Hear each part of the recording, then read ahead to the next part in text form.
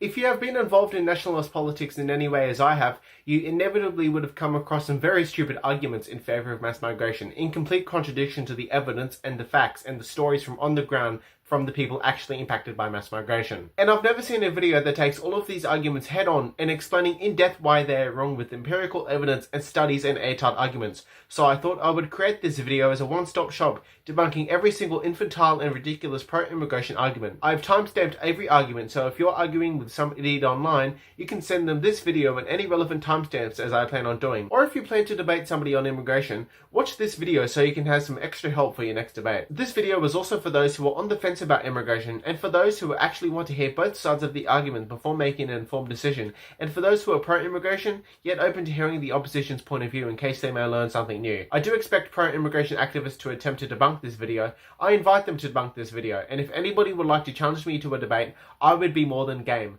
Follow me on all my social medias and send me a direct message. I enlisted the help of artificial intelligence to come up with 25 common pro-immigration arguments in 5 different categories: economics, demographics, socio-cultural, humanitarian, and innovation. It's about time that these ridiculous pro-immigration talking points that are extremely common, yet extremely flawed, are put to bed once and for all. For years, nay, for decades, these arguments have been allowed to exist as unquestioned dogma, unchallenged by anybody, but the truth is that none of these arguments are smart or anything close to accurate. I did not have to put much effort or research into debunking any of these arguments. Anybody with an internet connection could have easily debunked any of these arguments in only 45 seconds. This is every pro-immigration argument debunked. How do you guys think I look? Do you prefer me with or without the glasses?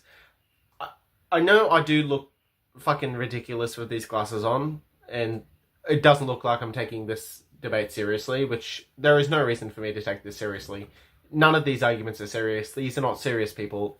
Anybody that is still pro-immigration in 2025, about to be 2026 in any Western country, should not be taken seriously. And thus, in that vein, I will wear these ridiculous infantile glasses while debunking all of your fucking dumbass arguments. Economic arguments. Immigration drives economic growth by increasing the labour force, boosting gross domestic product, and raising productivity through new skills and ideas. It is true that the labour force is increased and GDP is boosted due to immigration. However, they are only half-truths and more context is required. The labour force is increased, however, we don't see an increase in jobs with the increase in the labour force, and an increase in labour due to immigration can be linked with the decline in real wages. But it's not true that immigration raises productivity. Data from the Australian Bureau of Statistics shows an inverse relationship between high productivity and high immigration. Immigrants fill critical labour shortages in both high-skilled, for example tech, medicine and engineering, and low-skilled, for example agriculture, construction and caregiving sectors that natives often avoid. False. The reason natives avoid these jobs is because the pay isn't adequate. People, especially men, are willing to do any job if the pay is good enough, especially when they have a family to provide for. Did you know that in the 1950s, before mass third world immigration, adjusted for inflation, wages were much higher while products were much cheaper? So it is possible for high wages to be paid for workers as long as the free market facilitates it, and there are not haphazard inflationary measures in place like artificially raising the minimum wage when there is a glut of labour, like right now, or indiscriminately printing money, like right now. Furthermore, and this may seem completely crazy to you, but pretty much all workers were in trade unions, and there were every occupation had a trade union. There are trade unions for actors and writers in Hollywood today. There were even unions for dishwashers.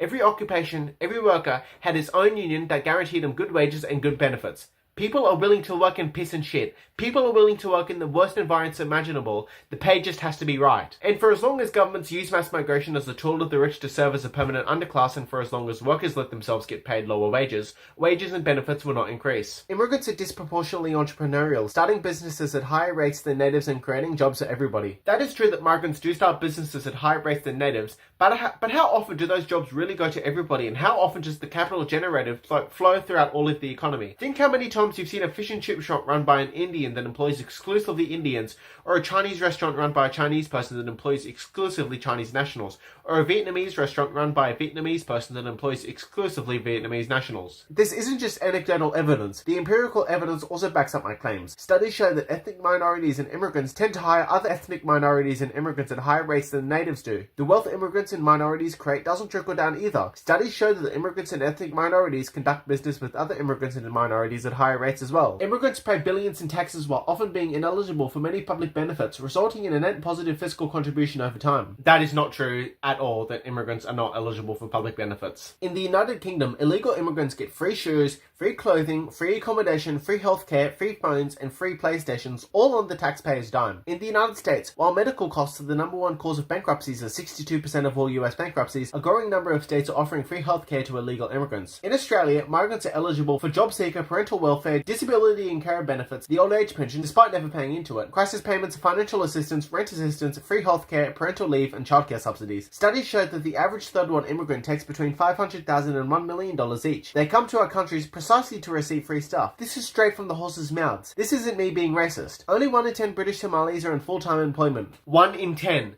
That means at least 9 in 10 of all British Somalis are on benefits, exploiting the native British taxpayers. Immigrants complement rather than compete with the native workers, pushing natives into higher-paying, communication-intensive roles. If that's true, then why haven't countries who've dealt with mass migration experienced an increase in real wages to coincide with mass migration? In the United States and Canada, real wages have stagnated since the mid-70s, coinciding with the beginning of third-world immigration. In Australia, real wages have not increased since 2011, and in the United Kingdom, real wages have remained stagnant since the global financial crisis. Even if you believe there is no correlation between mass third-world immigration and the stagnation of real wages, there is simply no evidence that suggests that immigration raises real wages. Immigration helps economies adapt to shocks by providing geographic and occupational mobility. That is not true. Even the most pro-immigration liberals will admit this. Migrants go where the jobs are. That's why they're coming to our countries. They aren't moving to the Rust Belt, or Northern England, or declining mining towns in the outback. They're moving to New York. They're moving to London. They're moving to Sydney and Melbourne. They move to the most productive cities, and they'll drive out the natives and make it harder for the natives to obtain jobs. They make it harder for the natives to move across their own country for better job opportunities because the capital flows where the people are. Our most productive cities are made more expensive by the migrants who drive us out of our cities, and in turn reducing productivity over time. Take a look at this graph of London. Since 2000, every year at least 40,000 native Britons have left London, and some years that number is as high as 120,000 native Britons because they cannot keep up with the higher cost of living, increased congestion, and the new way of life created by the migrants. Young immigrants improve the dependency ratio, helping fund pensions and social security in aging societies. Immigration does not improve the dependency ratio. If anything, it worsens it. While Danes will not be able to retire until at least their 70s, Iraqi Danes will get to retire at 50. Half of all immigrants in high immigrant areas of the UK have never had a job. Half of all British Muslims are unemployed. Somebody's got to pay their living expenses, and it's obviously not them, so the burden shifts to the British taxpayer. Not only that, but Caribbean, African, and Indian immigrants are demanding trillions of dollars in reparations, and Pakistani immigrants are demanding the British state pay for Pakistani infrastructure that will either be destroyed in riots, neglect, war, or terrorism. Immigrants are not funding anything except themselves in their home countries.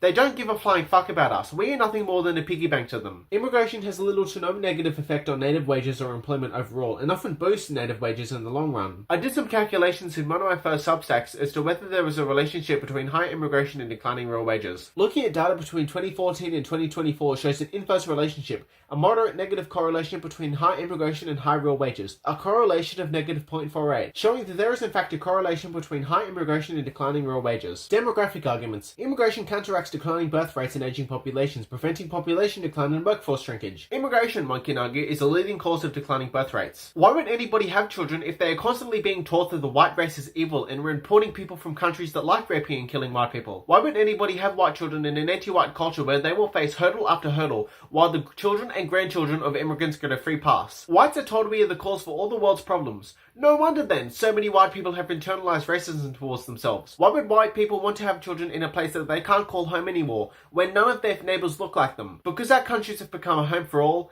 they are a home for none. We are most comfortable raising families and creating legacies in a place we can truly call home. Consider how fucking expensive it is to raise one children on 2 incomes, let alone maintaining replacement rate fertility levels in all families, and consider the detrimental effect immigration has on all areas of the economy. It's a self-fulfilling prophecy. It's circular logic. Because the fertility rate is so low, we need to import labour to fill alleged worker shortages, which causes fertility rates to go down. So we need to import more labour to fill alleged worker shortages, which causes fertility rates to go down even more. So we need to import even more labour to fill alleged worker shortages, which causes fertility rates to keep going down. See how this is a never-ending spiral? Immigrants sustain population growth, which is essential for maintaining infrastructure services and economic dynamism in sparsely populated or declining regions. Regional and rural areas are far less supportive of mass migration than city dwellers. Do you really think they would appreciate 1,000 Indians or 1,000 refugees in their town of only 5,000 turning up overnight and irrevocably transforming the very fabric of their town for the worse? Do you really think they would appreciate that the town their parents, their grandparents, their great-grandparents all grew up in, and the town that multiple generations of their families are buried in, will be enriched by mass migration? Do you think they would appreciate their towns turning into Rotherham, where thousands of young girls have been abused in just one town? In the tight-knit Scottish town of Dundee, a 13-year-old girl was arrested for brandishing an axe trying to protect her little sister and her friend from getting attacked by a Pakistani man. A total of at least 1 million white British girls have been the victims of rape gangs from the subcontinent. Is that really a worthwhile trade-off? We receive nothing except our children getting raped and the decline of our homelands. A steady inflow of young workers supports healthcare systems and elder care as the native population ages. Why are all the benefits that immigrants provide for the tax base for boomers? Why can't boomers finance their own retirement? Why can't boomers finance their own aged care? Why are there no benefits of mass migration to the tax base for millennials and zoomers? Are boomers really so selfish that as their final parting gift, they are willing to permanently destroy our countries just to finance their retirements? Boomers are the most materially blessed and richest generation in human history. Their parents, the greatest and silent generations, and their children, the millennials and zoomers, are responsible for their wealth. The greatest and silent spilled their wealth and bequeathed them their wealth, and millennials and zoomers will have to clean up their mess. Fund your own retirement. You tell us to pull ourselves up by our bootstraps. How about you practice what you preach for once? Socio-cultural arguments. Immigration enriches cultural diversity, bringing new foods, arts, music, festivals, languages, and perspectives that make society more vibrant. Why is any of that necessary for our country? Every Western country already has a rich culture, their own unique cuisine, their own art scene, their own music scene, their own festivals. We have our native languages and dialects and accents. Why do we need to import new and inferior versions of our traditions? Is spicy food really worth throwing our country to the dogs? We already have the recipes and we already have the foreigners here to make it for us, if for some reason we can't make it ourselves. Our countries are worth more than a chicken tikka masala or a kung pao chicken, Piers Morgan. Multicultural societies foster tolerance, creativity, and global awareness, reducing prejudice over time. What the hell are you talking about? Tolerance, creativity, and global awareness? I considered leaving socio-cultural arguments out because they were so idiotic.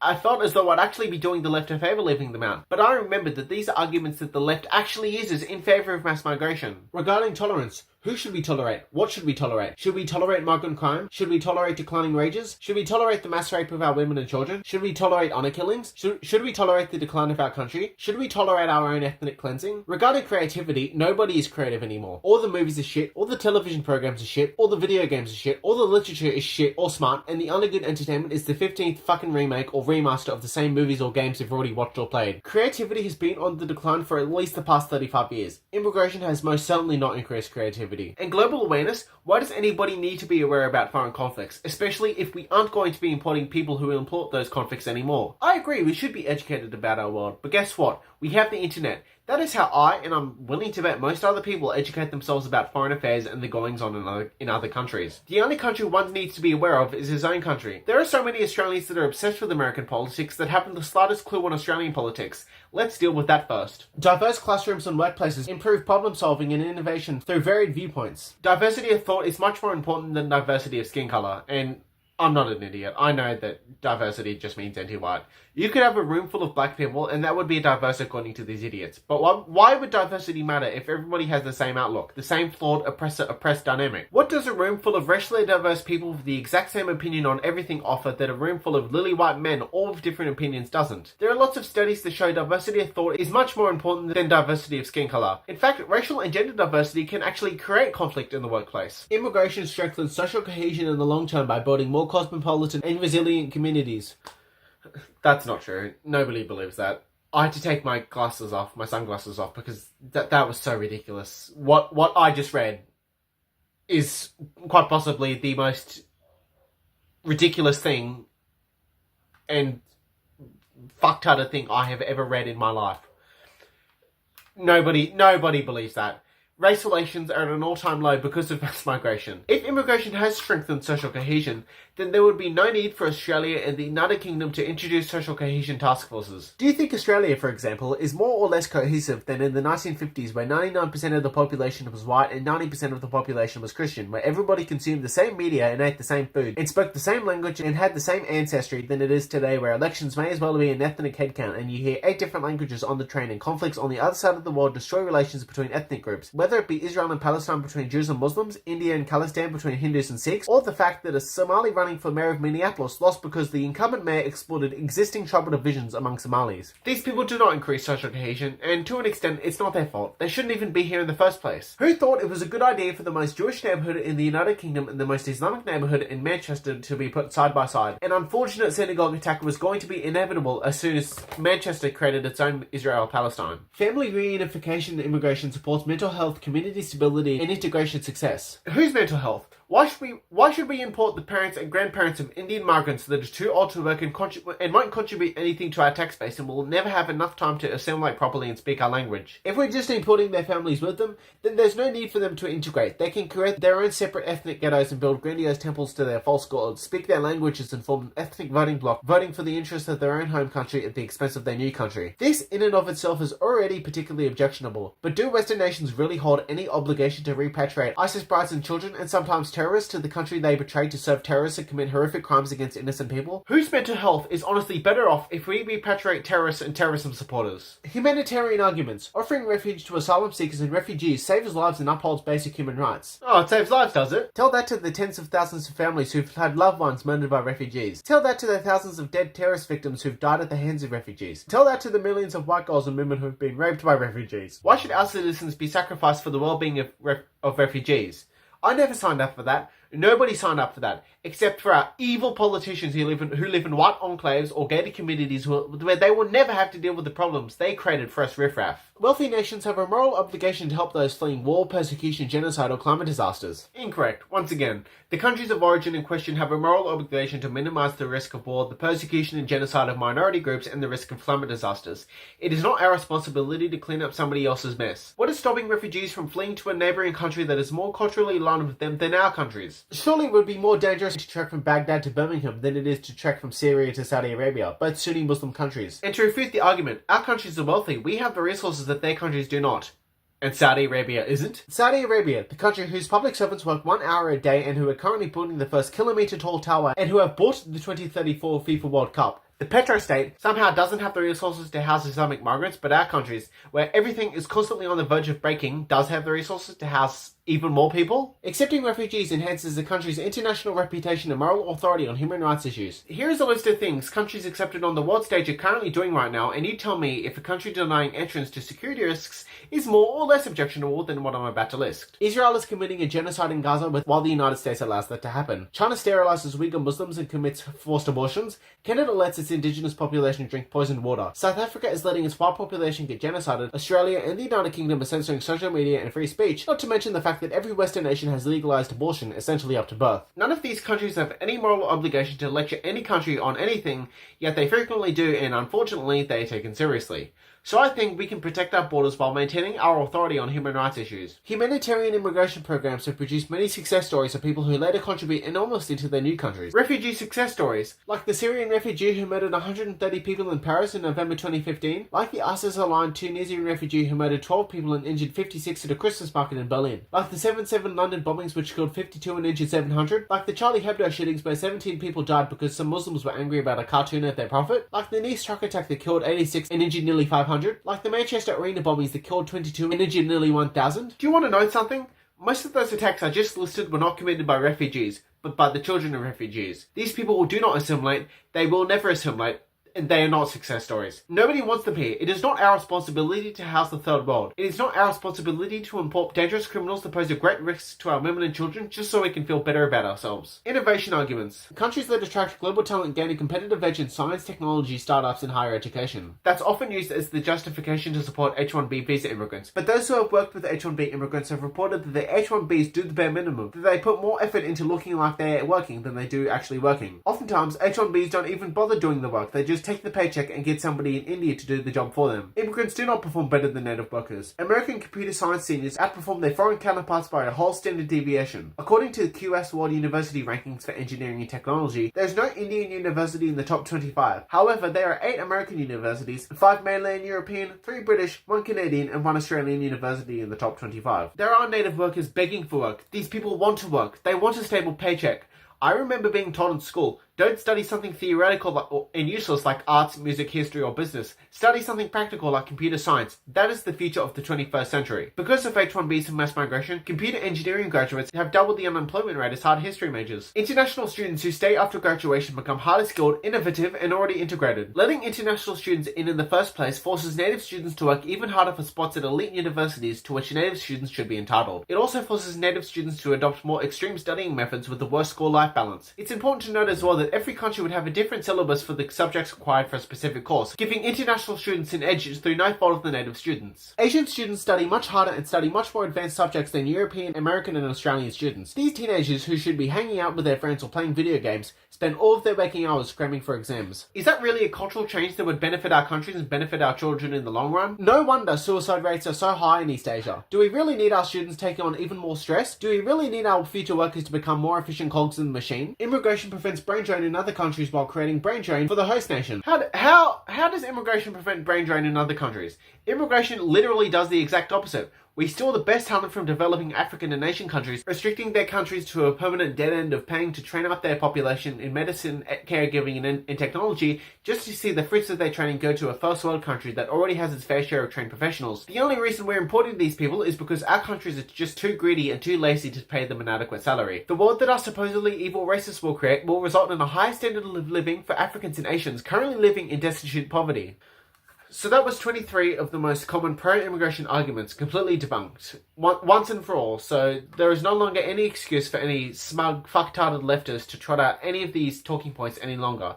And if I hear these talking points, I'm going to link them to this video and with the relevant timestamps, and I encourage you to do the same as well. Unfortunately, this video will most likely be an exercise in futility, because I'm going to have to debate these exact points with these idiots who simply cannot get it. These arguments were all stupid. None of them were clever or smart or witty. But that is where I'm going to end this video. If you enjoyed it, please give it a like. And if you would like to see more of this content, why not subscribe? And in the comments, tell me what you think of this video. If there's anything you think I left out, tell me. And if there's anything with which you disagree, tell me in the comments. I'd love to have a flame war. And if you would like to as well, you can join my Discord as well. You can also follow me on all my social medias if you would like to connect with me to set up some sort of debate on immigration. I would love that. And if you would like to further support my work, you can join my Patreon for as little as $5 Australian a month, where you can get early access to my YouTube videos and Substack articles, which I'm planning to getting into again, plus exclusive Discord benefits and early and shoutouts at the beginning of my YouTube and Substack articles. So if that interests you, why not join? Remember, for as little as $5 Australian a month. I've got big plans for this channel in December, but specifically in 2026. On my second channel, I want to start live streaming, so I want to get that channel up to 500 subscribers. I'm currently uploading, just reacting to news and stuff like that. I've been inactive. I've uploaded one video on that channel.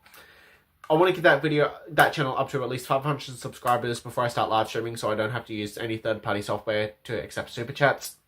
So if that interests you as well, why not subscribe to both channels? Thank you all for watching. God bless you all, and see you all next time.